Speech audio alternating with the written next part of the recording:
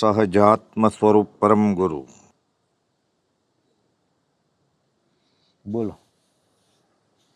આજે બપોરના વાંચનમાં તમે 5 પત્રો જે કીધા ને, એક તો 692 689 સુંદરદાસભાઈનો દેહ છૂટ્યો ને અને માણેકચંદ બાપા જીવે છે.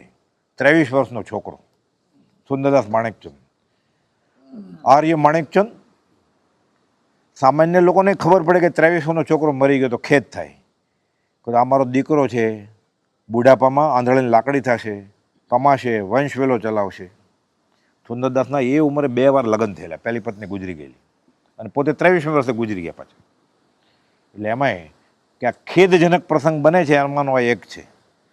પણ તીર્થંકર પણ આ દેહને રાખી શક્યા નથી. એમ કરીને માણેકચંદ બાપા કહે છે કે હું વૈરાગ તરફ વિચારું છું. અમને આનંદ આવે છે કે તમે એ બાજુમાં ગયા તો આ ખેદ તો થાય જ કે પરમાર્થ ખેદમાં પરિવર્તિત કરો. એટલે 692 689 આ છે આર્ય માણેકચંદ આદિ, અને 779 780 ને 781 આ સૌભાગભાઈને. સૌભાગભાઈની દશા બહુ ઊંચી હતી ને, એટલે ઘણી બધી નિશ્ચયની વાત છે આ. એટલે 779માં લખ્યું કે આ પત્ર ફક્ત અંબાલાલ જ અથવા કોઈ એક મુમુક્ષુ ખાલી સૌભાગને જ સંભળાવે, બીજાને સમજાયું નથી. બહુ અઘરું છે. બ્રહ્મચારી અર્થ કર્યો છે કે બીજા માટે છે જ નહીં, પણ આપણે શુભમાં રહેવા માટે અને સૌભાગભાઈની દશા જાણવા માટે વાંચીએ તો વાંધો નથી.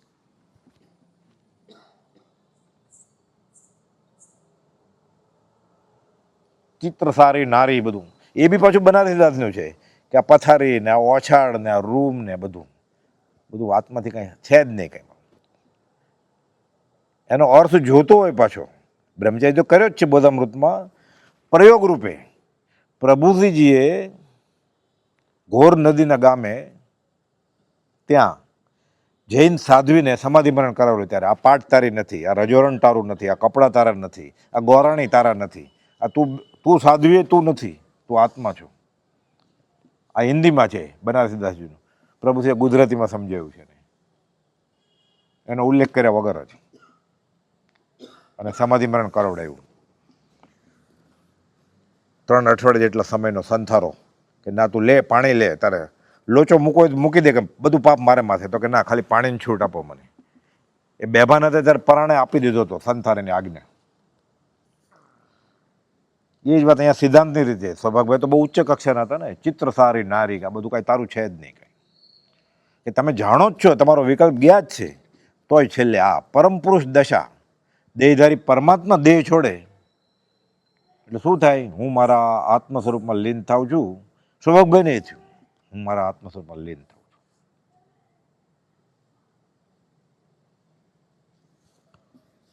એટલે કુપોલદોને માનીએ તો સૌભાગભાઈની દશા ખબર પડે, સૌભાગભાઈ માનીએ તો કુપોલદોની દશા ખબર પડે. વચમાં ભેગું થાય સંકિત થાય. પછી સમાધિ મરણ થયું હોય, હમણાં જેમ આપણે કીધું પ્રભુશ્રીએ કરાવ્યું તો સમાધિ મરણ થયું હોય ને સંકિત જીવ હોય કે 100% 100% વ્યવહાર સંકિત તો હોય જ. સમ્યક દર્શન વગર સમાધિ મરણ થાય નહીં, અને સમાધિ મરણ થયું હોય તો સંકિત હોય જ. આત્મા અનુભવવાનો હોય કે ન પણ અનુભવવાનો, પણ સમ્યક શ્રદ્ધા હોય કે જ્ઞાનીએ કહ્યું છે હું શરીરની આત્મા છું, એટલું તો હોય જ એને. અને એકવાર સમાધિ મરણ થયું પછી ક્યારે એને અસમાધિ મરણ થાય જ નહીં ભવાંતરે. જેની શ્રદ્ધા થઈ હોય એને અચૂક સમાધિ મરણ થાય. હા, એટલે શ્રદ્ધા થઈ છે, સમ્યક શ્રદ્ધા જ્ઞાની સ્વીકારે એવી તો અચૂક સમાધિ મરણ 100% થાય. કેમ કે એને ખબર હોય કે અત્યારે મને પીડા થાય છે, રાડ બોલી જાવ એટલી, પણ હું શરીર નથી. એને ભ્રમાદિનો ઉદય વર્તે, બૂમાબૂમી કરે, પણ એને ખબર હોય હું આત્મા છું. એટલે ક્ષાયિક સંકેત ન થયું હોય, સાક્ષાત અનુભવ પ્રાપ્તિ ન હોય, પણ સમ્યક શ્રદ્ધા હોય કે કેનાર પુરુષ સાચા છે અને હું દેહ નથી, હું આત્મા છું, ભલે મને પીડા થાય. એટલે એને સમાધિ મરણ ત્યારે થાય. ના કોણે પડી? એને ક્ષાયિક દર્શન નહોતું એમ કોણે કહ્યું તમને?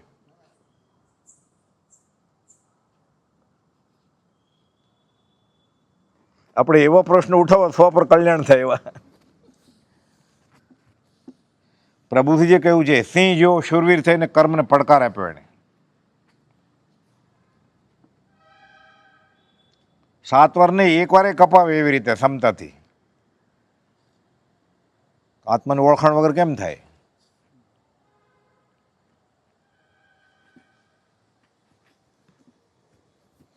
પણ મોહનલાલજી મારે જે દેહ છોડ્યો ને અગાસમાં, પ્રભુથી જાતા સમાધિમાન કરવા માટે, પણ દેહ છૂટ્યો એનો. પછી બ્રહ્મચારી એક પત્રમાં લખેલું છે કે મુનિદેવ શ્રી મોહનલાલજીએ સાચા પુરુષની શ્રદ્ધા રૂપે સમાધિમરણ સાધીને દેહ છોડ્યો અને દેવગતિ પામ્યા. એમ મુનિદેવ કહેતા એને. એટલે સાચા પુરુષની શ્રદ્ધા એટલે આપણે માટે કુપોલદેવની શ્રદ્ધા સાથે દેહ છૂટે તો સમાધિમરણ થાય જ. પછી આત્મા અનુભવ હશે કે નહીં એને એ અને જ્ઞાની જાણે. અને એ કક્ષાનો પુરુષ બીજા હોય તો એને ખબર હોય કે આ પુરુષને આત્માનો અનુભવ થયો છે, એના નેણ વેણ છાણથી ખબર પડી જાય. પણ ટોળું ઊભું હતું કે બધાને ન ખબર પડે. ઘણી વાર બેભાન હોય તોય બધાને એમ થાય ક્ષમતામાં છે, કોમામાં હોય તોય એ તેના ભાવ જ્ઞાની ગમ્ય.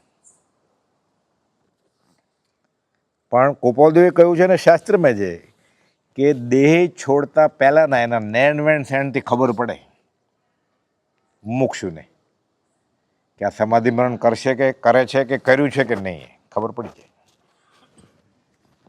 કોમામાં જીવ જાય, કોમામાં જીવ હા. જાય તો એ જ્યારે કોમામાં ગયો હોય એ ત્યારે જે એનું રટન ચાલુ હોય હા, ચાલુ બરોબર. હોય એમાં એના ભાવ ચાલુ રહે. એટલે દેવકોજી મહારાજે બેભાન થવાની ના પડી કે પછી મારો ઉપયોગ તો ઘટી જાય ને, આવરણ આવી જાય બેભાન અનસ્થેશિયાથી, દવાથી. એટલે મારે બેભાન નથી થવું. એટલે બેભાન થયા કે કોમામાં સરકી ગયા, ડૂબી ગયા, એ પહેલાં જેનો ભાવ હોય એ જ લેસ્ય ચાલુ રહે. ઓય બાપા તો આર્તધ્યાન જ હોય ને. પણ ત્યારે ભક્તિ કરતો હોય અને એ કાંઈક હેમરેજ વધ્યું કે બીજો હાર્ટ એટેક આવી ગયો અને કોમામાં વયા ગયા, તો એ ભાવ હોય તો પછી 28 દિવસ જીવે વેન્ટિલેટર ઉપર. એને ભાવ એ જ હોય. એટલે આપણે તો મંત્ર બોલ્યા જ કરવાનો જીવે ત્યાં સુધી. પણ જે વેન્ટિલેટર ઉપર ન હોય ત્યારે સાંભળતો હોય તો વધારે ફાયદો થાય ને. નહીં તો પછી પ્રભુથી જે કહ્યું છે કે એ ભાનમાં હોય કે ન હોય તને તો ફાયદો થશે જ કે તારે તો બોલવાનું છે. તો એ લોકો શું કરે પછી સીડી મૂકી દે, કેસેટ મૂકી દે. એટલે કેસેટનો મોક્ષ થાય, પણ કેસેટ તો જડ છે એટલે ન થાય, એટલે કોઈને ફાયદો ન થાય. એટલે અત્યારે જે ચાલે છે તો કરવાનું જ નહીં આપણે. મનમાં કરવાનું, બોલવાની તાકાત ન હોય તો. પણ એ આત્માની દશા કેવડી ગમે છે ને, એટલે જોરથી જ બોલવાનું આપણે. સજાત્મ પરમ ગુરુ, સજાત્મ પરમ ગુરુ. એ સાંભળે કે ન સાંભળે, બોલનારો તો સાંભળે જ ને, લાભ તો થશે જ. અને કદાચ એવા દાખલા બને છે, કોમામાંથી બહાર આવી ગયો તો ત્યારે એ કે હું અર્ધભાનમાં હતો ત્યારે હું સાંભળતો હતો. તો કઈ કોમાવાળા બધા મરી જાય એવું નથી, બહાર આવે જ છે ને. એટલે પરમાર્થે કોઈ પણ ક્રિયા કરી હોય અલેખે જાય નહીં.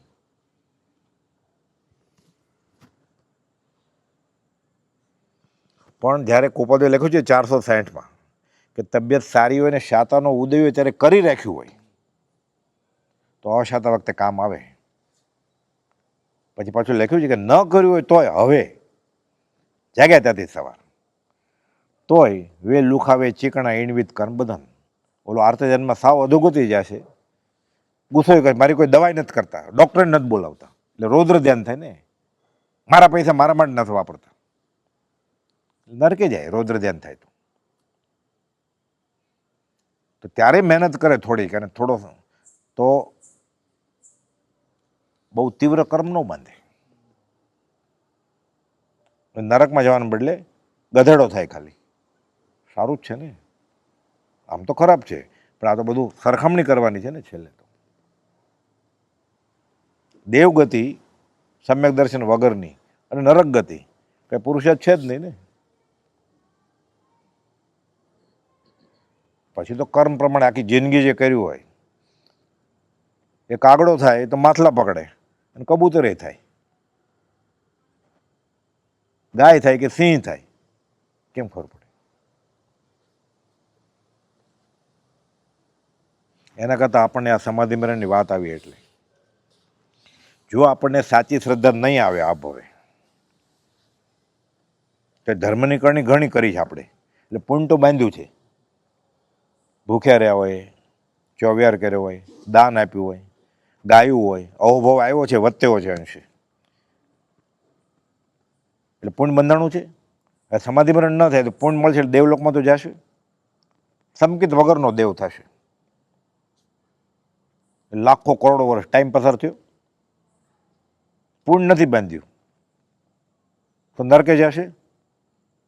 એવું પુણ્ય તો છે જ નહીં, સંકિત નથી કે ફરીવાર માણસ થાય, ફરીવાર આ કાળે પાછો માણસ થાય. અત્યારે બધું બગડેલું છે, હવે માણસ થાય શું દશા થાય? એટલે એ બાજુમાં રાખીએ આપણે.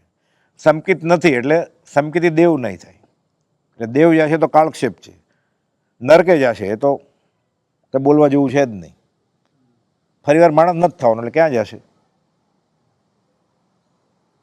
તિર્યંજ ગધાડો કે કૂતરો જ થશે ને. એટલે જો સમાધિ મરણ નહીં કરે આ ભવે, સાચી શ્રદ્ધા કુપોલ ઉપર નહીં થાય તો એની ગતિ કઈ થશે? શેરડો પડે એવું છે ને. એટલે આપણી ગતિ જો સાચી શ્રદ્ધા નહીં આવે આપણને કુપોલ દેવ ઉપર, અને દેહ છૂટશે, દેહ તો છૂટવાનો જ છે, તો કઈ ગતિ થશે? એટલે કેનાર પુરુષ સાચો છે શ્રીમદ રાજચંદ્ર, વધારે ટાઈમ બગાડ્યા વગર મળી ગયા છે. ગુરુની શોધે બંધ કરી દેવાની આવે. આકાશી ભગવાનની બાજુમાં, આકાશી ભગવાનની જ આજ્ઞા છે કે અમે અકર્તા છીએ, હવે કરતા હોય એને પકડ. આ છે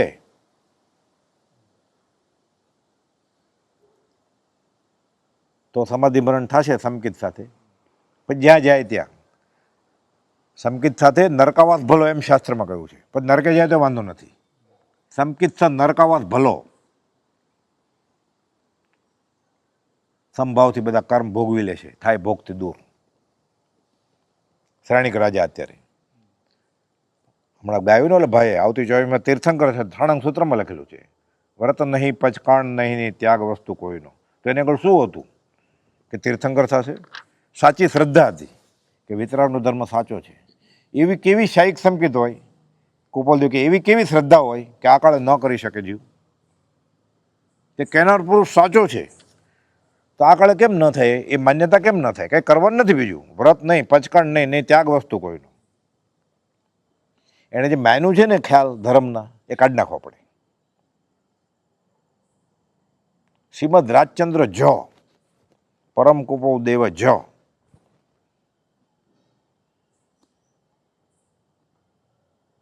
અને એક મળી ગયા અને બીજા સત્પુરુષની જરૂર નથી કાંઈ. અને ખરેખર એને માન્યા હશે શ્રીમદ રાજચંદ્રને.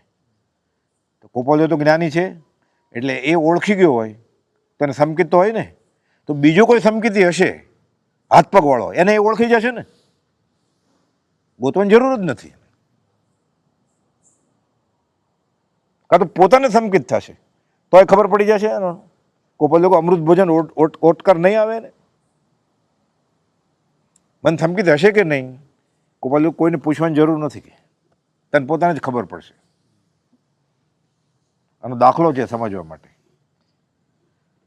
નાની ઉંમરે પરણાવતા ને પહેલાં તો છોકરી સાસરે ગઈ, સગર્ભા થઈ ગઈ, પહેલી પ્રસૂતિ માને ઘરે કરવાની, એટલે આવી દિવસ પૂરા થવા આવ્યા કે 9 મહિના પૂરા થયા, ગમે ત્યારે પ્રસૂતિ આવશે. માં રડવા મળી, ધ્રુસકે કે હું સૂઈ ગઈ છે ને પ્રસૂતિ થશે ને ખબર નહીં પડે તો કે બેટા તને નહીં, તું એવી બૂમાબૂમ કરીને પાડોશીને ખબર પડશે તને પ્રસૂતિ આવી. ત્યારે તો બેભાન નહોતા કરતા ને, સિઝેરિયન નહોતા કરતા ત્યારે તો, કે બેટા તને ને મને નહીં, હું તને નહીં ઉઠાડું, હું ઘેનમાં હશ ને પ્રસૂતિ થઈ જશે તો કે બેટા પાડોશી જાગી જશે, સંકિત થશે તો ખબર નહીં પડે. કુપોલદેવ લખ્યું છે, કોઈને પૂછવાની જરૂર નથી.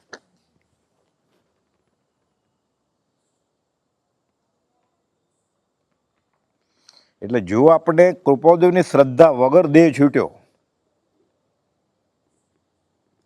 તો કાં તો એ તિર્યંચમાં જશે, કૂતરો બિલાડો ગધાડો, કાં નરકે જશે, અને કાં સમકિત વગરનો દેવ થશે. ત્રણેય ન ઈચ્છવા જેવા છે ને. હવે પસંદગી નથી એને કાંઈ, હજી છે પસંદગી. પ્રભુજી કહેતા હજી છે તારા હાથમાં બાજી, કરી લે રાજને રાજી. કાં હજી ઘડ ન બેસતી હોય તો અહીંયા આવવાનું બંધ કરવું જોઈએ, અને જ્યાં લાગતું હોય કે સમકિત થવાનું છે ત્યાં જવું જોઈએ ને. એટલે ટાઈમ ન બગડે. ટાઈમ બગાડે છે હજી એ. વચમાં પાછો ટાઈમ પસાર કરવા માટે બધે ફરવાઈ જાય, ટાઈમ પસાર કે. અરે તારી આગળ ક્યાં ટાઈમ છે કે તારે પસાર કરવો પડે એને.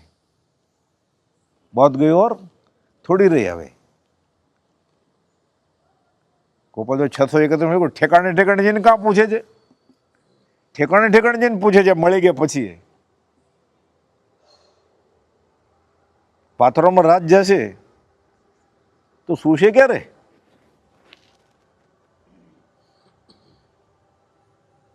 ઠેકાણે ઠેકાણે પૂછે છે.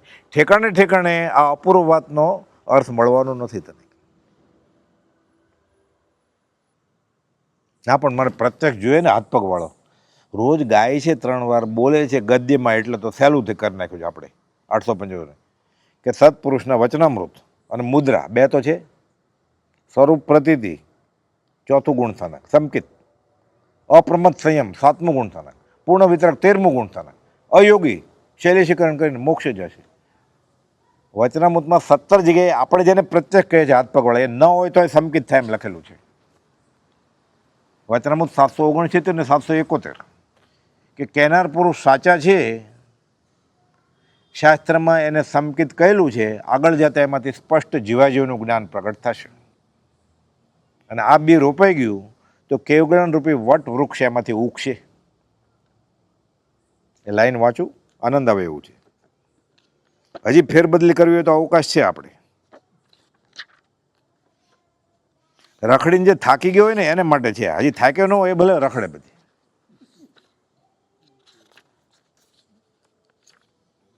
$769 અને 771 બંને પત્રોમાં સરખું જ લખ્યું છે. વચનામૃતમાં એવા 15 પત્રો છે કે એક ને એક વાત અલગ અલગ પત્ર નંબર અલગ અલગ મુમુક્ષુને મોકલી હોય કુપોલદેવે. એક આ અગત્યનો પત્ર છે 771. ભગવત તીર્થંકરના નિર્ગ્રંથનીઓ શ્રાવક શ્રાવિકાઓ કંઈ સર્વેને જીવાજીવનું જ્ઞાન હતું તેથી સમકિત કેવું છે એમ નથી કે જીવાજીવનું જ્ઞાન થઈ જાય બધું જળ ને ચેતનનું તો જ સમકિત થાય એવું જરૂરી નથી કંઈ. સાચા મોક્ષ પક્ષના ઉપદેષ્ટા છે કોણ? તીર્થંકર.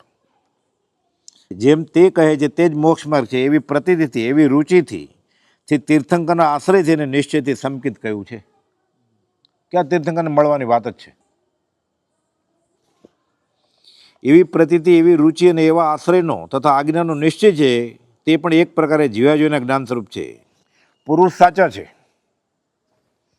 અને તેની પ્રતીતિ પણ સાચી આવી છે કે જેમાં પરમ કૃપાળુ કહે છે તેમ જ મોક્ષ માર્ગ છે. તેમ જ મોક્ષ માર્ગ હોય તે પુરુષના લક્ષણાદિ પણ વિતરાગપણાની સિદ્ધિ કરે છે. એક જ ખાલી 19મે વર્ષે અવધાન છોડી દીધા. આ વિતરાગપણાનું લક્ષણ છે. બહુ ઊંડા ન ઉતરવું હોય તોય. આ તો જગ જાહેર છે.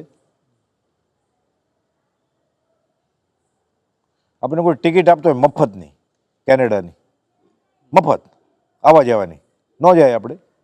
અરે અડધી ટિકિટ કંઈ તોય લઈ લઈએ, અડધા મારા. લોન લઈને લોકો જાય જ તો, દેવું કરીને જાય જ તો, અને મોકલે છે 19મે વર્ષે એ કાળમાં. 10 રૂપિયામાં આખો મહિનો નીકળતો હતો જાઓ જલાલીથી, ખાઈ પીવે એમ, ભૂખ્યા ન રહે એવી રીતે. ત્યાં લંડન મોકલે છે.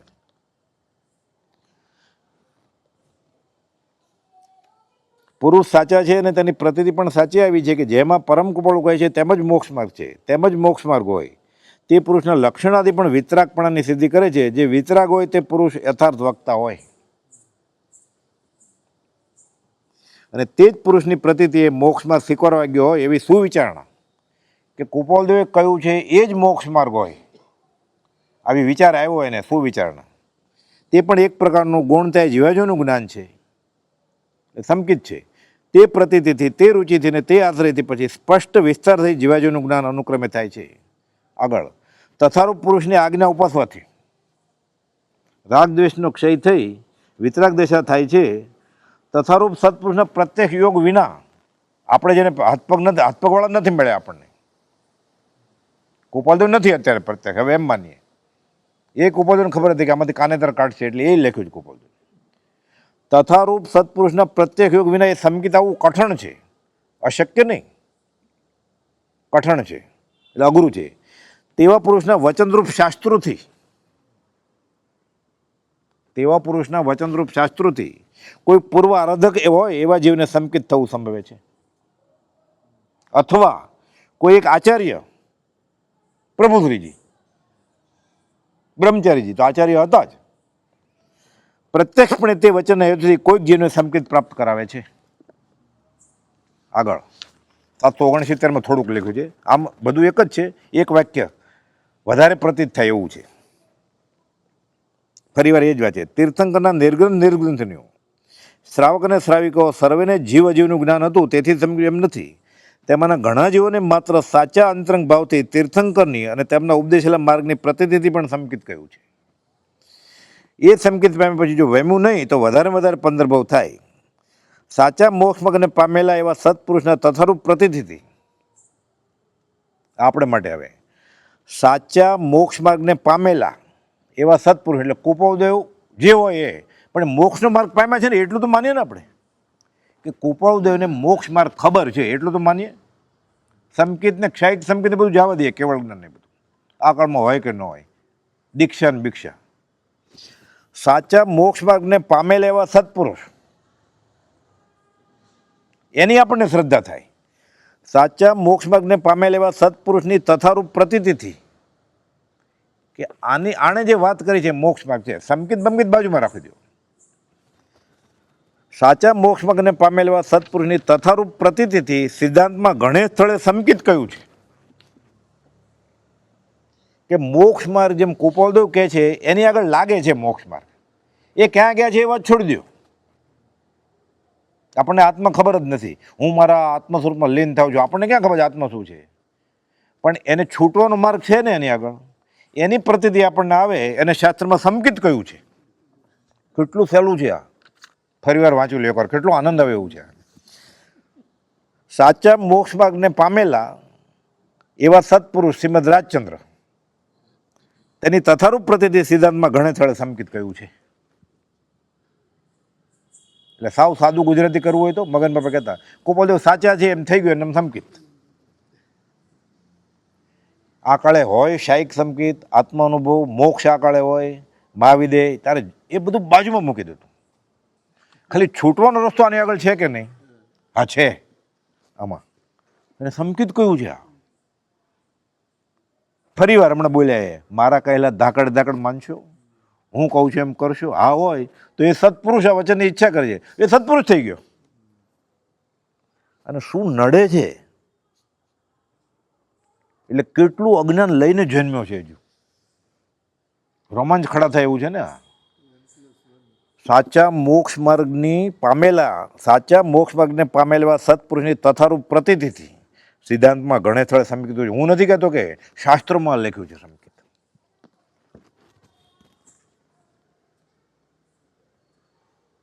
એ સર્વવ્યાપી હોય કે ન હોય, એ જળ ચેતનરૂપ હોય કે ન હોય, એ વેદાંત હોય કે જૈન ધર્મ હોય, દુનિયાના સગળા મત દર્શનની માન્યતા ભૂલી જાઓ, જૈન સંબંધી બધા ખ્યાલ ભૂલી જાઓ. વચનામૃત 37 આમાં સારનો સાર આવી ગયો. જૂઠાભાઈને 37 લખ્યું, દુનિયાના સગળા દર્શનની શ્રદ્ધા છોડી દો, જૈન સંબંધી બધા ખ્યાલ ભૂલી જાઓ. શ્વેતાંબર, દિગંબર, દીક્ષા લે તો જ્ઞાન થાય, આ કાળમાં હોય ન હોય, બધા ખ્યાલ ભૂલી જાઓ. મોક્ષ માર્ગને પામેલા એવા સત્પુરુષની તથારૂપ પ્રતિનિધિ સિદ્ધાંતમાં ઘણે સ્થળે સંકિત કહ્યું છે. રોમાંચ ખડા થઈ જાય એવું છે.